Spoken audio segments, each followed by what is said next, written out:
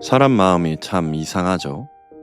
내가 가진 것이 아주 없는 것도 아닌데, 남이 더 빨리 올라갈 때, 남이 더 많이 가질 때, 남이 더 크게 인정받는 모습을 보면 마음이 흔들릴 때가 있습니다.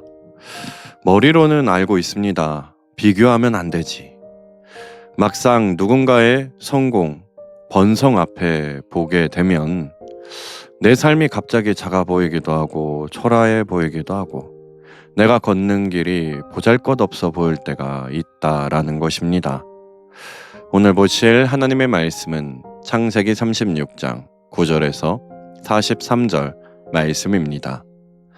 에서 세상에서 잘 나가는 사람들을 보며 내 초라함에 흔들리지 않는 영적 자존감에 대해서 함께 살펴보겠습니다.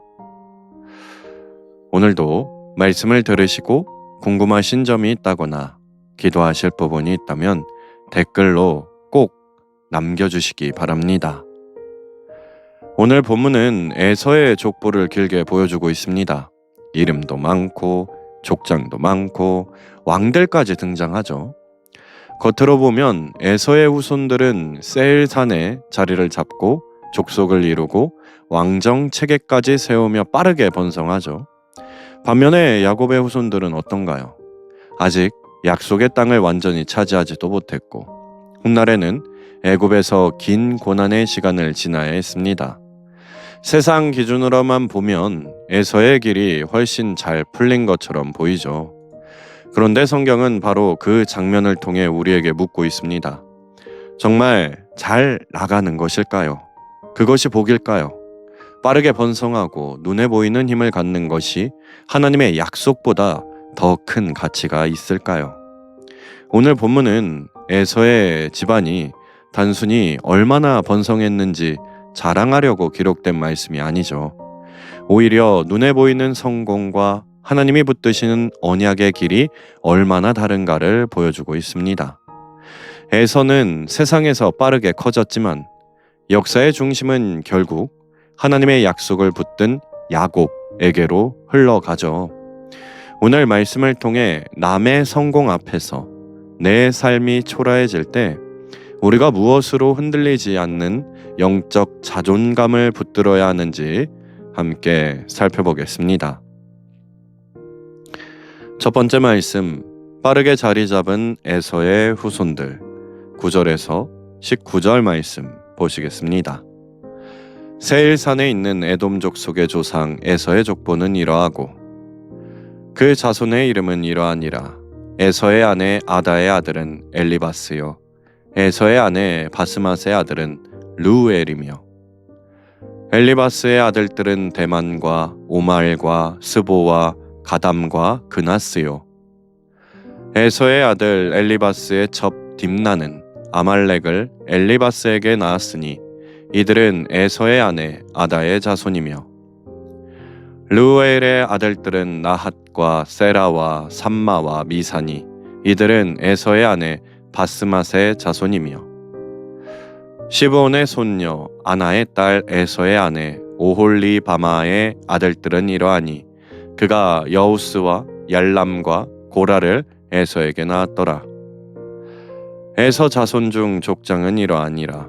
에서의 장자 엘리바스의 자손으로는 대만 족장, 오말 족장, 스모 족장, 그나스 족장과 고라 족장, 가담 족장, 아말렉 족장이니 이들은 에돔 땅에 있는 엘리바스의 족장들이요 이들은 아다의 자손이며 에서의 아들 르우엘의 자손으로는 나핫 족장, 세라 족장, 삼마 족장, 미사 족장이니 이들은 에돔 땅에 있는 르우엘의 족장들이요 이들은 에서의 아내 바스맛의 자손이며 에서의 아내인 오홀리 바마의 아들들은 여우스 족장, 얄람 족장, 고라 족장이니 이들은 아나의 딸이요 에서의 아내인 오홀리 바마로 말미암아 나온 족장들이라.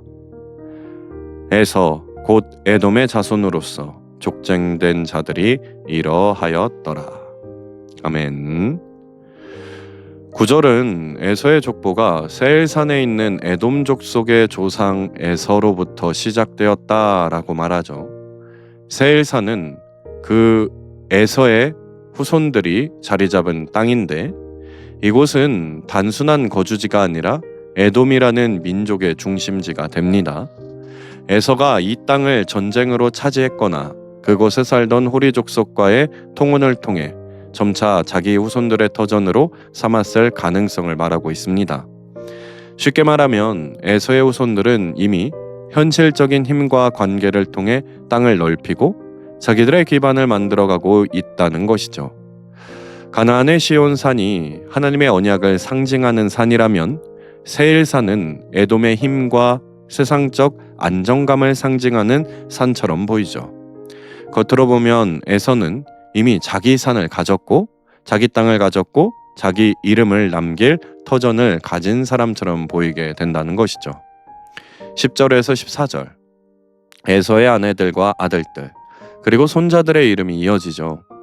이름이 계속 반복되기 때문에 읽다 보면 조금 지루하게 느껴질 수도 있지만 성경은 여기서 에서의 집안이 얼마나 빠르게 번성했는지 보여주고 있는 것입니다. 에서에게는 여러 아내가 있었고 그 자녀들이 또 후손을 낳으며 큰 족속을 이루어 나갔는데 이 대목에서 중요한 점은 에서 자손들의 이름은 많이 기록되지만 그들의 믿음이나 하나님 앞에서의 역사는 거의 기록되지 않는다는 것이죠. 이것은 성경의 관심이 단순한 세상적인 번성에 있지 아니하고 하나님의 약속과 구속사의 흐름에 있다는 것을 보여주고 있습니다. 이름이 많다고 해서 영적으로 중요한 것은 아니고 세력이 크다고 해서 하나님의 역사 중심에 서는 것은 아니라는 것을 알려주고 있죠. 특별히 12절 엘리바스의 첩 딥나가 아말렉을 낳았다고 하죠. 이 이름은 그냥 지나칠 수가 없는데 아말렉은 훗날 이스라엘을 계속 괴롭히는 족속이 됩니다. 그러니까 에서의 후손은 겉으로 보기에는 번성하고 확장되는 것처럼 보이지만 그 안에는 훗날 하나님의 백성을 대적하는 씨앗도 함께 자라고 있다는 것이죠. 이것은 우리에게 중요한 영적 분별력을 줍니다. 겉으로 커지는 것이 항상 복이 아니죠. 숫자가 많아지고 힘이 세지고 영향력이 커지는 것이 하나님 앞에서 반드시 좋은 열매를 의미하지는 않습니다. 하나님 없는 번성은 때론 더 큰 대적과 상처를 낳을 수 있다는 것이죠. 15절에서 19절 에서의 자손 중에 족장들이 세워지는 장면인데 여기서 족장은 단순히 집안의 어른 정도가 아니라 한 공동체를 이끌고 다스리는 지도자를 의미합니다. 에서의 후손들은 그냥 가족 단위로 머문 것이 아니라 이미 여러 족장 체계를 갖춘 부족 사회인 것이죠. 더 놀라운 것은 에서의 아들들, 손자들이 족장이 되었다는 것입니다. 이것은 에돔이 매우 빠르게 정치적인 힘과 사회적 구조를 갖추어 나갔다는 것이죠. 야곱의 후손들이 아직 하나님의 약속을 기다리며 더디게 걸어가는 동안 에서의 후손들은 눈에 보이는 조직과 권력과 땅을 빠르게 확보하고 있었다는 것이죠. 그런데 바로 여기서 우리 믿음의 시선이 필요합니다. 세상은 언제나 빠르게 자리 잡은 사람을 성공한 사람이라고 말하죠. 먼저 땅을 차지하고 이름을 얻고 지도자가 되고 인정받는 사람을 부러워하게 만든다는 것이죠. 하지만 성경은 우리에게 묻고 있습니다. 그 사람이 정말 복 있는 사람인가? 에서의 후손은 세일산을 얻고 족장들을 세우고 눈에 보이는 힘을 얻지만 하나님의 언약의 중심에서는 어떤가요? 멀어져 가고 있습니다. 반대로 야곱의 길은 더디고 불안해 보였지만 하나님은 그 길 안에서 천천히 약속을 신실하게 이루어가고 계시죠. 이처럼 에서의 후손들은 세상의 기준으로 보면 당연하고 빠르게 자리 잡고 번성한 사람들처럼 보이지만 성경은 그 번성을 하나님의 약속보다 더 큰 것으로 말하지 않습니다. 우리도 살아가며 남들이 먼저 자리 잡고 먼저 성공하고 인정받는 모습을 보면 마음이 크게 흔들릴 것입니다. 그러나 하나님을 믿는 사람의 자존감은 남보다 빠른 속도에서 오지 아니하고 하나님께 속해 있다는 사실에서 온다는 것을 잊지 마시기 바랍니다. 오늘 우리의 삶이 조금 느려 보이고 세상 기준으로 초라해 보여도 하나님의 약속 안에 머무는 그 사람이 가장 안전한 사람이라는 것을 믿음으로 나아가시는 오늘 하루가 되시길 간절히 소망합니다. 두 번째 말씀, 세상은 먼저 왕을 세우고 하나님은 때를 기다리신다. 20절에서 31절 말씀 보시겠습니다. 그 땅 주민 호리 족속 세일의 자손은 로단과 소발과 시브온과 아나와 디손과 에셀과 디산이니 이들은 에돔 땅에 있는 세일의 자손 중 호리 족속의 족장들이요. 로단의 자녀는 호리와 헤맘과 로단의 누이 딥나요. 소발의 자녀는 알란과 마나핫과 에발과 스보와 오남이요. 시브온의 자녀는 아야와 아나며 이 아나는 그 아버지 시브온의 나귀를 칠 때에 광야에서 온천을 발견하였고, 아나의 자녀는 디손과 오홀리 바마니 오홀리 바마는 아나의 딸이며, 디손의 자녀는 햄단과 에스반과 이드란과 그란이요.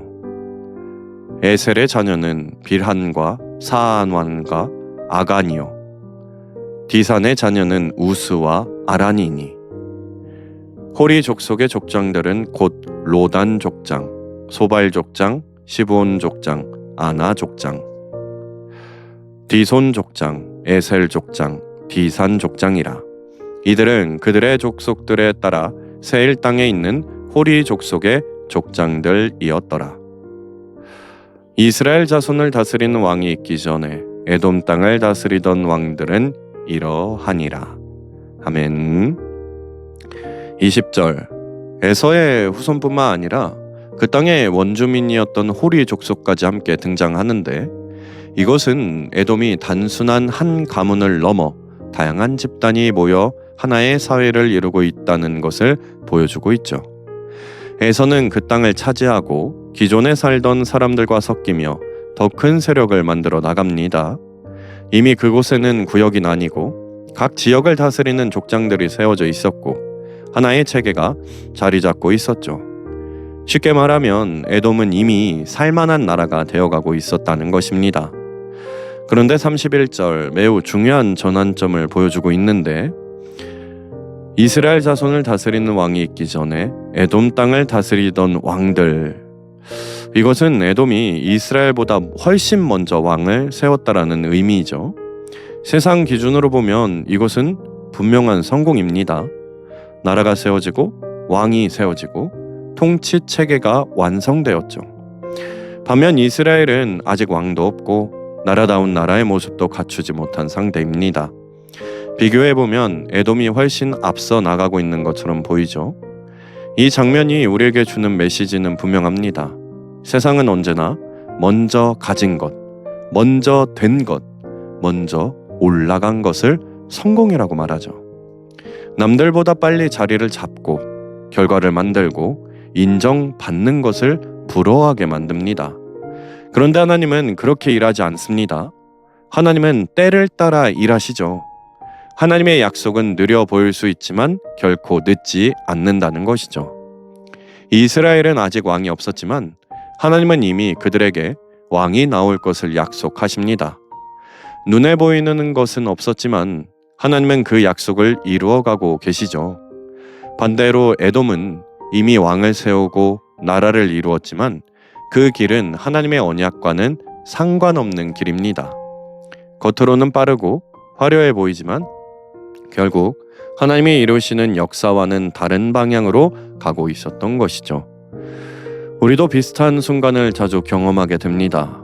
누군가는 나보다 먼저 자리를 잡게 되고 안정되고 성공한 것처럼 보이죠. 그 모습을 보면 마음이 흔들릴 것입니다. 나는 왜 이렇게 늦을까? 나는 왜 아직도 이 자리에 있을까? 그런데 그때 우리가 기억해야 할 것이 있죠. 하나님은 비교 속에서 일하지 않으십니다. 각 사람을 향한 시간표를 분명하게 가지고 신실하게 일하고 계십니다. 그래서 중요한 것은 얼마나 빨리 가느냐가 아닙니다. 어디를 향해 정확히 가고 있느냐죠. 에돔은 빠르게 왕을 세웠지만 하나님이 세우시는 나라의 중심에는 서지 못했습니다. 반대로 이스라엘은 느리고 불안해 보이지만 결국 하나님의 나라를 이루는 중심이 되죠. 이것이 믿음의 관점입니다. 에돔은 세상 기준으로 보면 먼저 왕을 세우고 안정된 나라를 이루며 앞서 갔지만 하나님은 보이지 않는 자리에서 자신의 약속을 이뤄가고 계셨습니다. 우리도 남의 속도와 결과를 보며 흔들릴 때가 있을 것이지만 하나님은 우리의 시간을 결코 놓지 않고 계십니다. 오늘 우리의 삶 속에서도 비교하지 마시고 하나님의 때를 신뢰하시며 조급해하지 마시고 믿음으로 걸어가시기를 간절히 소망합니다. 세 번째 말씀, 번성했지만 남지 않는 이름, 하나님 안에서만 남는 삶. 32절에서 43절 말씀 보시겠습니다.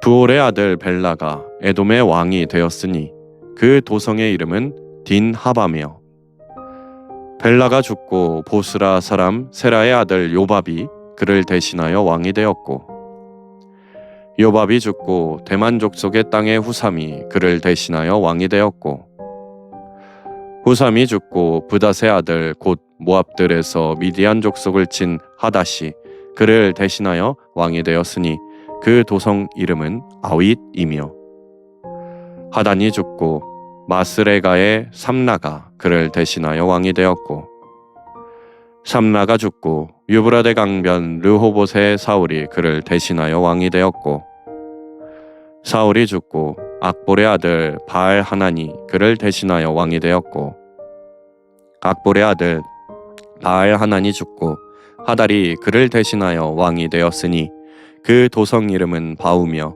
그의 아내의 이름은 무헤다벨이니 마드레세의 딸이요 메사압의 손녀더라.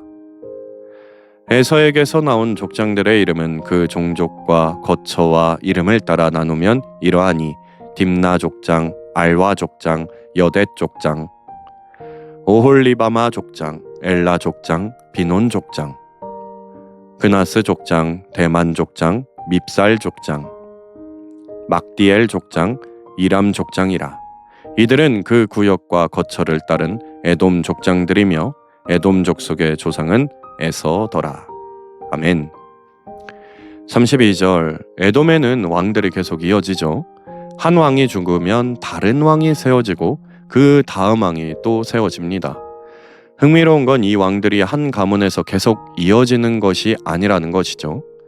혈통으로 자연스럽게 이어지는 구조가 아니라 그때그때 왕이 바뀌고 권력이 이동합니다. 겉으로 보면 왕이 있다는 것 자체가 강해 보이지만 그 안을 들여다보면 안정된 뿌리가 아니라 계속 흔들리는 구조였던 것이죠. 또 한 가지 특징은 왕마다 중심이 되는 도성, 기반이 계속 바뀝니다. 어떤 왕은 자기 도성을 가지고 있고 어떤 왕은 그렇지 않았죠. 이 말은 에돔이 겉으로는 왕정 체계를 갖추고 있었지만 실제로는 완전히 통합된 강한 나라라기보다 여러 지역이 나뉘어 다스려지는 구조였다는 뜻입니다. 눈에 보이는 왕이라는 타이틀은 있었지만 그 안은 생각보다 견고하지 않았던 것이죠. 40절부터 마지막 43절까지는 다시 족장들의 이름이 등장하는데 왕이 있었다가 다시 족장 체계로 돌아오는 모습이죠. 그런데 이것은 에돔이 하나의 강력한 중심으로 유지된 것이 아니라 계속해서 흩어지고 분산되는 구조였습니다. 한때는 왕이었고 한때는 권력이 있었지만 그것이 영원히 유지되지 않았죠. 그리고 마지막 43절, 매우 의미 있는 문장으로 끝나죠. 에돔 족속의 조상은 에서더라. 많은 이름이 나열되고 족장과 왕이 등장했지만 결국 성경은 그 모든 것을 한 문장으로 정리하죠. 그들의 화려했던 이름들이 길게 기록되어 있지만 결국 하나님이 보실 때는 에서의 후손으로 정리됩니다. 여기서 중요한 것이 드러나죠. 세상에서 아무리 잘되고 이름이 많고 자리가 높아져도 하나님과 상관없는 삶은 결국 오래 남지 않습니다. 에돔은 번성했고 왕도 있었고 족장도 많았지만 하나님의 언약과 떨어져 있었기 때문에 역사의 중심에서 점점 멀어지게 되죠. 반대로 야곱의 후손은 아직 눈에 보이는 것이 부족했지만 하나님의 약속 안에 있었기 때문에 결국 하나님의 역사의 중심이 됩니다. 우리의 삶도 비슷하죠. 우리는 쉽게 눈에 보이는 것을 기준으로 평가할 것입니다. 누가 더 잘 나가는지, 누가 더 많이 이루었는지, 인정받는지를 보며 스스로 비교하죠. 그런데 하나님은 전혀 다른 기준으로 보시죠. 하나님은 얼마나 많이 가졌는가가 아니라 하나님과 함께 가고 있는가를 보십니다. 그래서 중요한 것은 내가 지금 얼마나 잘 되고 있느냐가 아니라 내가 지금 하나님 안에 있느냐입니다. 이름이 남는 삶이 아니라 하나님께 기억되는 삶이 더 중요하죠. 세상에서의 성공은 시간이 지나면 사라질 수 있지만 하나님 안에서의 삶은 결코 사라지지 않습니다.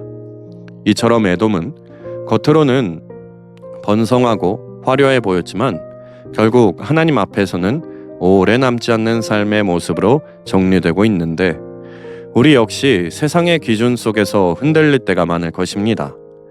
그러나 하나님은 우리를 눈에 보이는 성공이 아니라 영원한 가치로 부르시는 분이십니다. 오늘 우리의 삶 속에서도 비교와 열등감에 흔들리는 것이 아니라 하나님 안에 있는 것 자체가 가장 큰 가치임을 붙드시고 흔들리지 않는 영적 자존감을 가지시고 살아가는 오늘 하루가 되시기를 간절히 소망합니다. 오늘도 말씀을 들으시고 궁금하신 점이 있다거나 기도하실 부분이 있다면 댓글로 꼭 남겨주시기 바랍니다. 말씀을 정리하겠습니다. 오늘 창세기 36장을 따라가 보니 에서의 후손들은 분명 눈에 보이는 성공을 이룬 사람들처럼 보였습니다. 땅도 차지하고 족장도 세웠고 왕을 세우며 나라의 형태까지 갖추죠.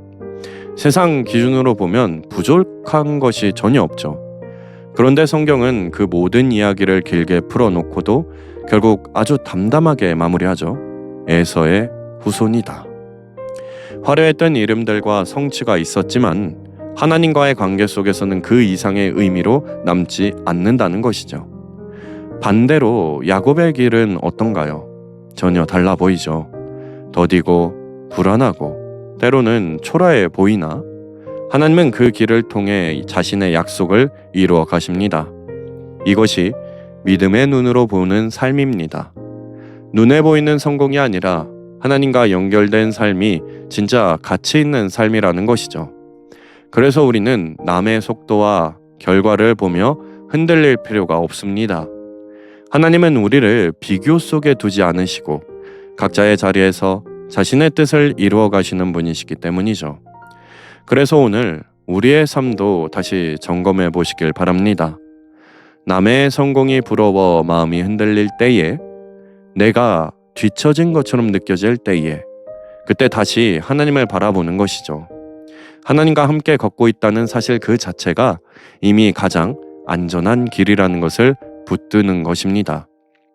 눈에 보이는 결과가 아니라 하나님 안에 있는 정체성을 붙드실 때 우리는 흔들리지 않게 됩니다. 오늘도 세상의 기준이 아니라 하나님의 시선으로 나를 바라보시며 흔들리지 않는 영적 자존감을 가지고 살아가시는 하루가 되시기를 간절히 소망합니다. 오늘을 위해 우리 함께 기도하겠습니다. 이스라엘 자손을 다스리는 왕이 있기 전에. 창세기 36장 31절 말씀. 아멘. 하나님, 다른 사람의 삶을 보며 마음이 흔들릴 때가 있는데 우리의 길은 하나님이 따로 인도하고 계심을 믿게 하시고 오늘은 절대 비교하지 않고 주님 주신 길을 온전히 걸어가게 인도하여 주시옵소서. 예수님의 이름으로 기도드립니다. 아멘. 좋아요와 구독으로 사역에 동참해 주세요.